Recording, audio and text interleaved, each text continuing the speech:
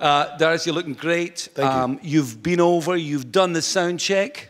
Yeah, we're done. We're ready to go. And I didn't even realize until we got chatting there that you're not even new to Country. This is like, you've done the first one. Yeah, I did the very first one in the O2 Arena in London in 2013, and it was awesome. I couldn't wait to get back. I've been begging to come back for 5 years.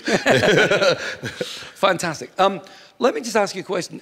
Growing up as a young man in South Carolina, did you ever imagine that you might find yourself in a later part of your life coming over to play a country music festival? Oh no, I mean, in Scotland?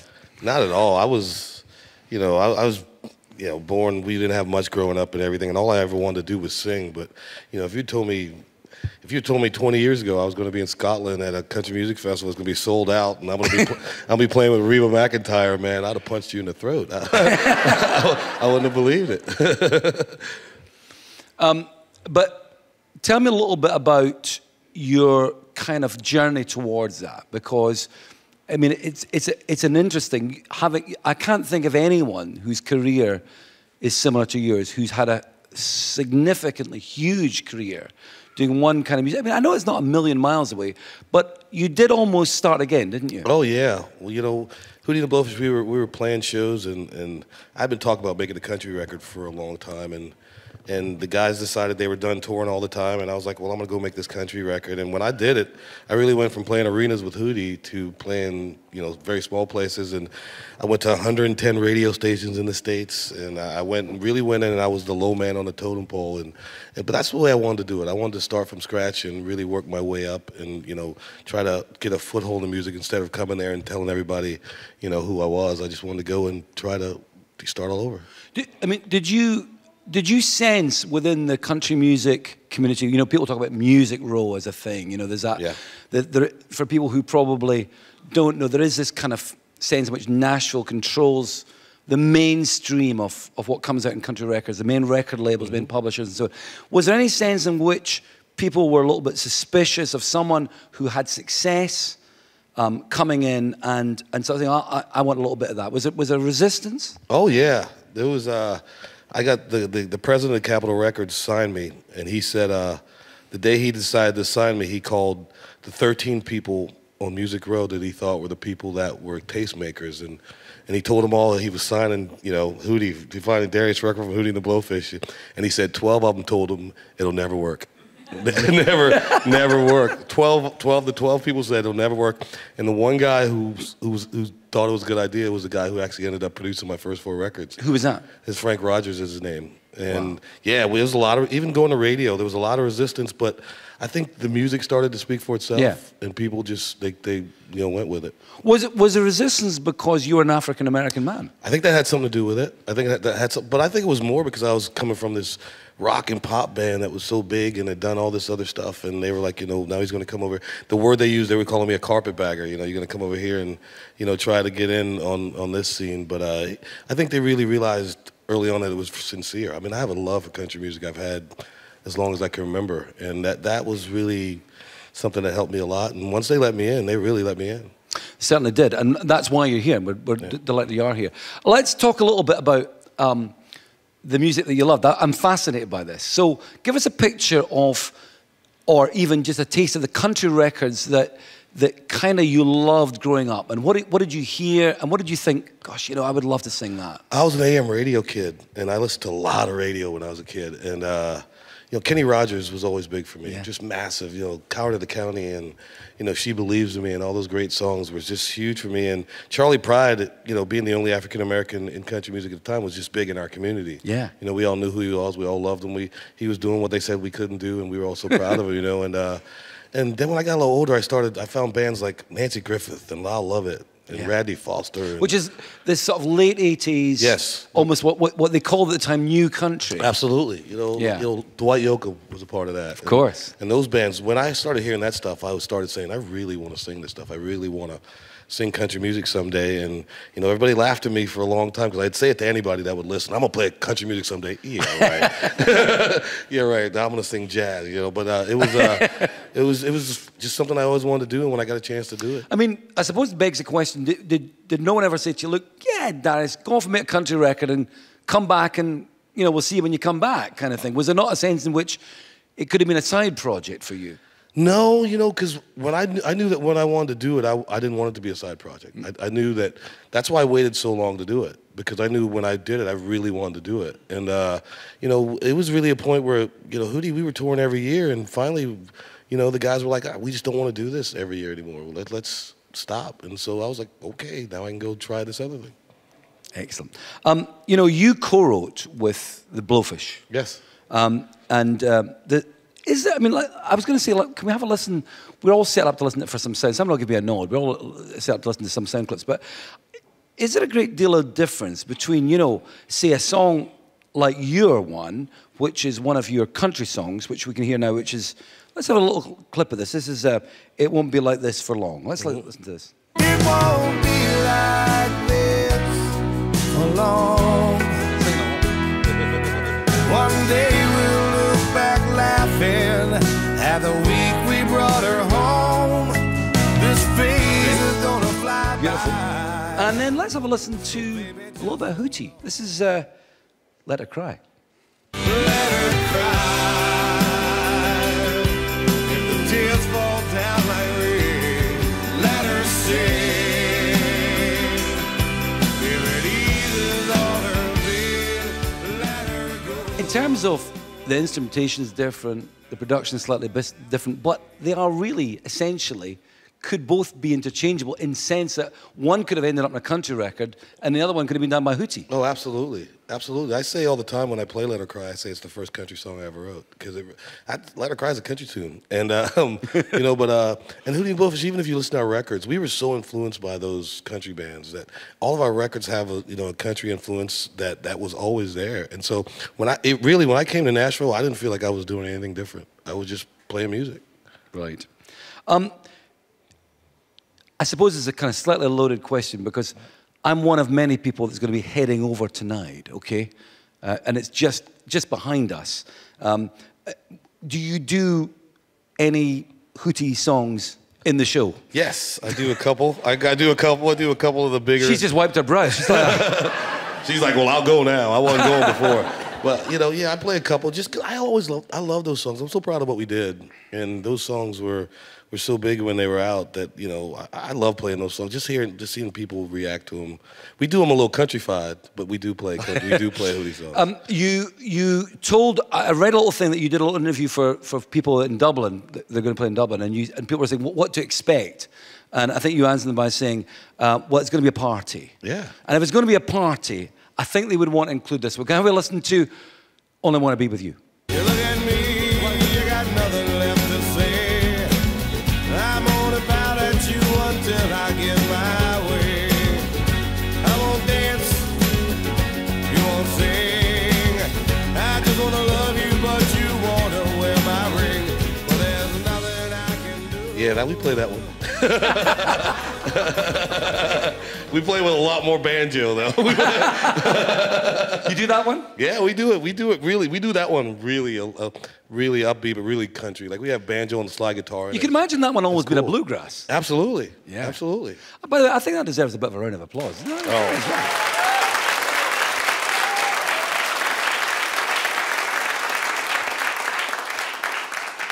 Let's go back to that first country moment, the single, because you go off, you get a new record deal, you're with Capitol Records.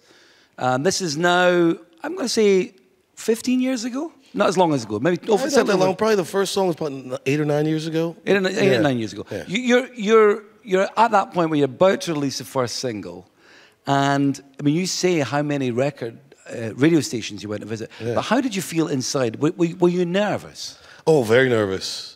I was nervous just because, it was my first time going out and putting out a country song. And I really, honestly, to be honest with you, I didn't expect anything. I was just glad that somebody had given me a record deal. They were paying for it. That was good. And I just didn't, because there were so many naysayers saying it's never going to happen. But I just went out and did the work and played the songs. But don't think I don't think about it. When that song got to #1, I'll tell a quick story. I was in Florida and doing a radio interview in Florida. And the guy was a friend of mine, and he says, well, your song went to #1 today, because I'm not a chart watcher. he's like, your song went to #1 today. I was like, oh, that's great, you know. And I got a little quiet, and he looked at me. He said, "Are you gonna cry?" And I went, "No." And of course, I started crying because it was such a great moment. It was a great thing to know that first song, you know, resonated so well with people and you know went to #1. Shall we have a listen? But don't think I don't think about it. Don't think I don't have regrets. Don't think it don't get to me. Between the work and the hurt and the whiskey, don't think I don't wonder about. Could have been, should have been, all worked out. I know what I felt and I know what I said. But don't think I don't think about it. Thank you for playing these songs. I haven't heard that in a while. I was even sitting there going, that's a good song right there. That's a good song. The first #1 single by Yes. Darius Rucker as a country artist. And the song was written by you and a writer called Clay Mills. Yeah. And I work with Clay Mills. He's a tough cookie. Yes, he is. I mean, what I mean by that is he won't put anything down that he doesn't believe in. Yeah, absolutely. Absolutely. We got together and Clay was kind of down and I was like, dude, what's wrong with you? He's like, well, my girlfriend left me like 2 weeks ago and I can't stop thinking about it. And I said to him, man, I still think about my 5th grade girlfriend. And so we didn't know what to write. And we were just like, that don't think about it came to mind. And we sat down and wrote that song. Is that brilliant? And that is, for people who don't know, have heard, I mean, that is a classic Nashville songwriting session, isn't it? Yes.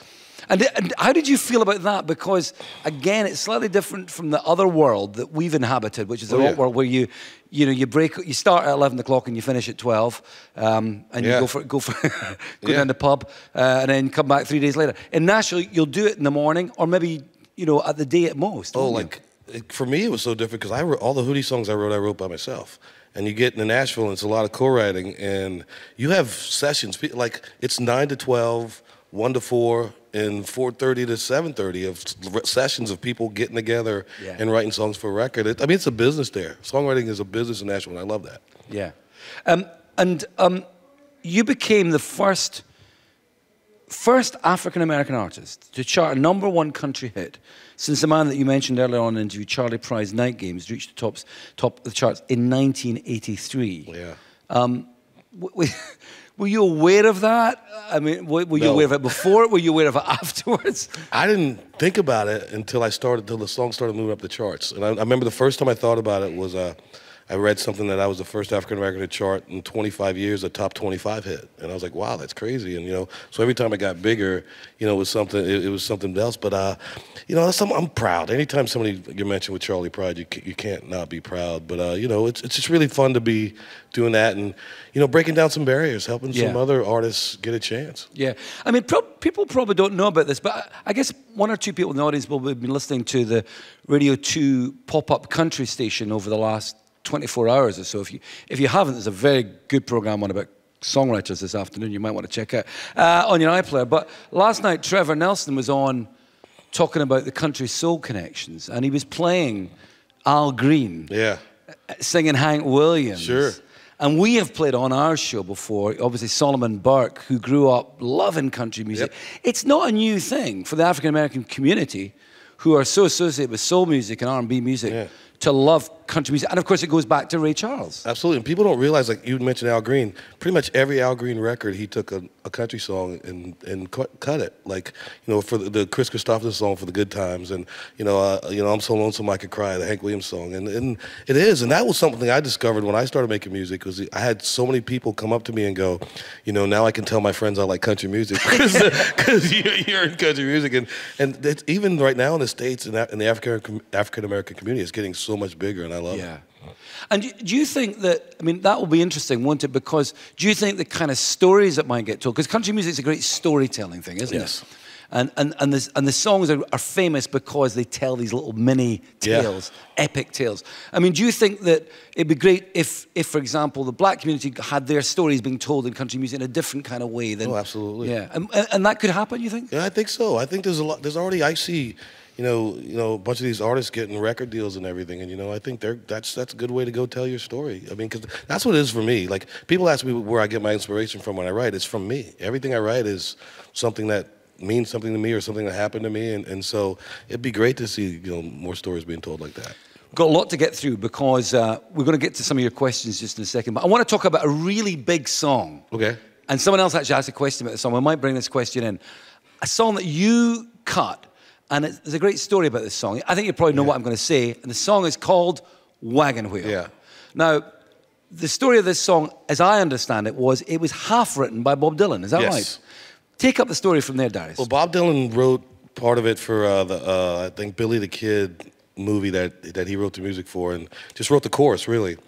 And this 17-year-old kid, and he's a friend of mine now. His name is Ketch Shakur. He plays in the band Old Crow Medicine Show, and I tell him all the time, only a 17-year-old kid will go, I'm gonna finish the Bob Dylan song. but he decided he was gonna finish this Bob Dylan song, and he did. And they cut it, and I'd been hearing it for years. I'd been hearing it for probably a decade.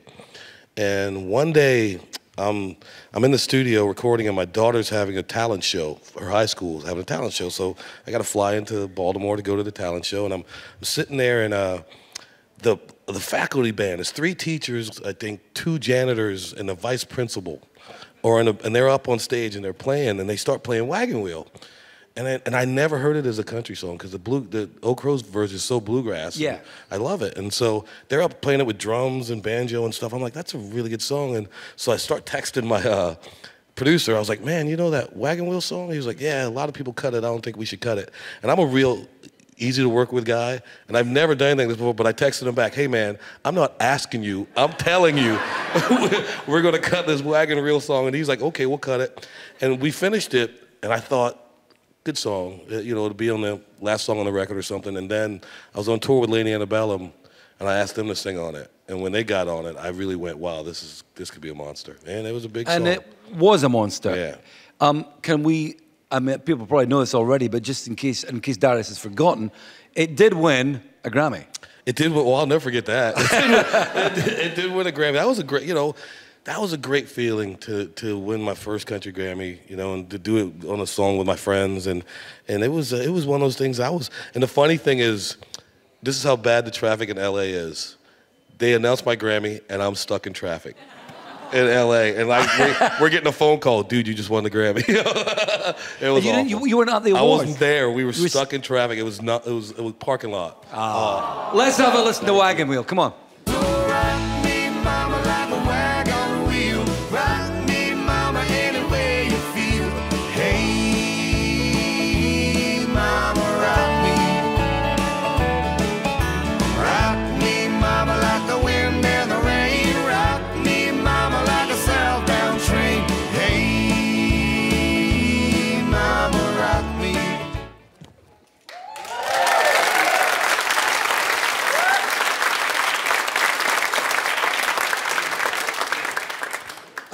Darius Rucker there with his version of Wagon Wheel, massive song. Let's get right up to date, Darius. The current single, which we're playing and loving, and I think, my opinion, one of your best, is a brilliant song, If I Told You. Yeah. And I know it's not, I don't think you're writing on this one. But I want to talk about the writers in just a second, but in a weird kind of way, so much of it feels like your story. Oh, absolutely. When I heard the demo, I was blown away. I was like, I couldn't believe I wasn't in the room writing that song, because this song is so my story. It's so me. It's so real. And Shane McAnally, one of the writers, I saw him at a country music board meeting the other day, and I was like, I got him in the corner. I was like, dude, I'm so mad at you. He's like, why? I was like, because you could have just called me and said, just come stand here, because that song is so me. It's unbelievable, and I love singing it. I love it. Let's have a quick listen. If I told you all the stupid things I've done, I blamed on me.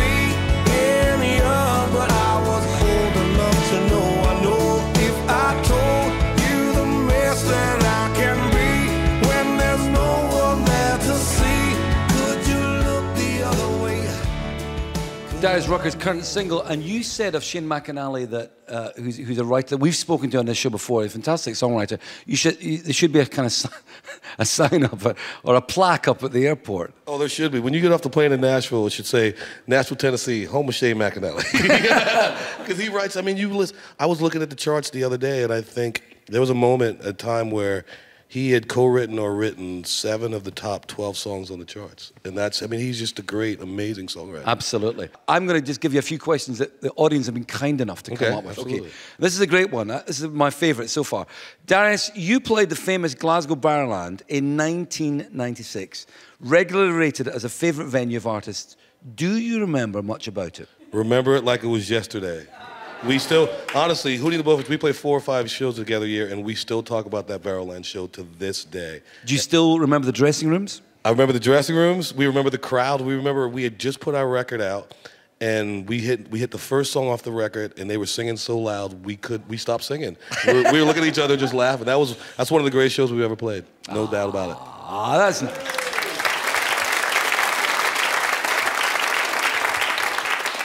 Everyone who lives in Glasgow just blushed at the same point in a kind of nice way. This is from Julie and Kildare, is that right?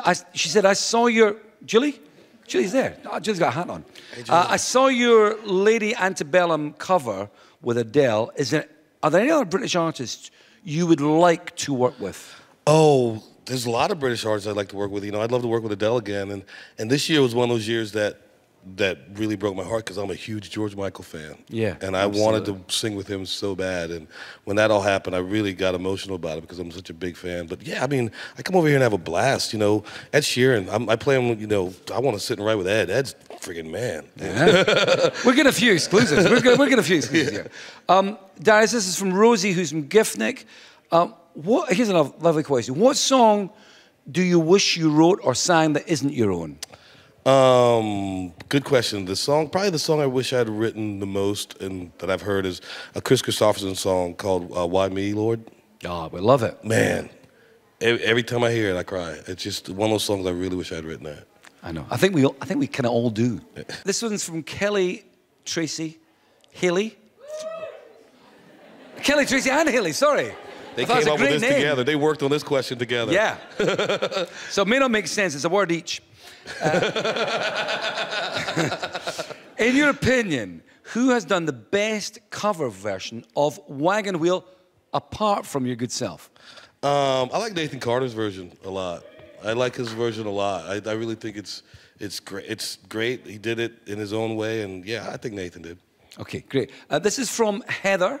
Heather Campbell. Is Heather here? Yeah, Heather's here. Great. Hey, Heather. What up-and-coming country acts would you suggest Heather and us should check out? Dan and Shay. I toured with those boys last year. They're the real. That boy's voice, man. I mean, we toured for a year, and I went out every night to watch him, and every night he walked off the stage, and I went, kid, you got it. I don't know what it is, but you got it. Yeah, they're great. Excellent. And Michael Ray also is another great performer. Do we know Michael Ray? Yeah. Excellent. Oh, this is nice. This is Sharon, who is all the way, and she's come a long way. She's from Stornoway on the Isle of Lewis. She's over there. She's made a journey. What is your favorite song to perform, Darius? Oh, my favorite song to perform is probably, believe it or not, still after all these years, Let Her Cry is still my favorite song. Really? Yes. Because I remember writing that song. I remember the bad spot I was in my head when I wrote that song, and just really, that song, I'd love to play it. Well, it's fantastic. We're nearly out of time. I was going to ask you, just because of the nature of C2C, and it's a big bill on there. I mean, how, of these acts that you're with tonight, are you, obviously, you know, Reba's stuff, but the other ones, do you know much about them? Oh, yeah. I know everybody's on the bill. You know, like I said, I toured with Dan and Shay, so I know those guys really well. But for me, tonight is all about Reba. I mean, I'm going to be on the side of the stage or in front of the stage like a little girl. Going, that's an image we love, yeah. I cannot wait, because I've only seen her play once, and that time I saw her play, she played like 4 songs at a festival. I can't wait to see her show. She has a reputation of being a very, very good live act. I'm a huge fan. Cannot wait to see it.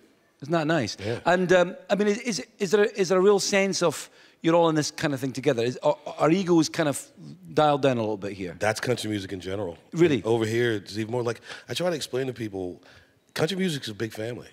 You know, it's like, it's amazing to me how you could call somebody up and say, hey, the biggest star in the business, you can call him up and say, hey, man, come sing on my record. And he'll go, okay. You know, like I got Luke Bryan on my new record, and it was a phone call. And he was like, dude, I'll be there. He came down and sang, and there's no egos out there. It's everybody. We all out there trying to get these guys to tell their friends that country music's great, and then they tell their friends, and we keep coming over here and doing it. And it'll be all for one out there tonight. Well, Darius Rucker, it's been such a pleasure.